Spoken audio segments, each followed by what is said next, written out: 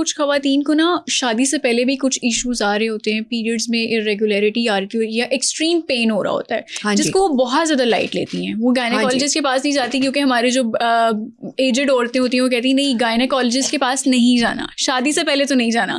تو میں یہ چاہتی ہوں آپ اس ٹیبو پہ بھی بات کریں کہ گائنیکالوجسٹ کے پاس جانا کتنا زیادہ ضروری ہے, کیونکہ انڈومیٹروسس ہم دیکھتے ہیں کہ وہ ریکرنس بھی ہو جاتی ہے اس کی.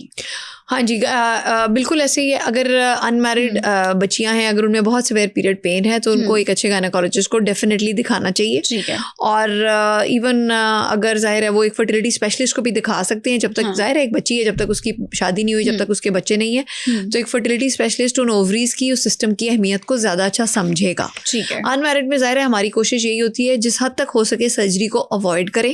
ظاہر ہے ان میرڈ بچی ہے, اس کی کیوں سرجری کریں گے, لیکن کبھی کبھار پین اتنی سویئر ہوگی, اگر بہت زیادہ مسئلہ ہے تو پھر سرجری کرنی پڑتی بھی ہے.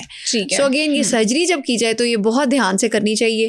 اس کی اپروچ لیپروسکوپک ہونی چاہیے, اوپن سرجری نہیں ہونی چاہیے, کی ہول سرجری ہونی چاہیے. یہ بہت اہم بات ہے.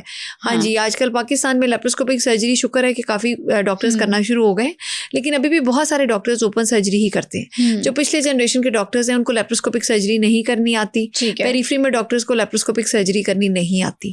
سو اس میں اہم ہے کہ سرجری ایک تو لیپروسکوپک کی جائے اور دوسرا کمپلیٹ کی جائے, تاکہ جو ہے فیمیل کا یہ مسئلہ دوبارہ نہ ہو.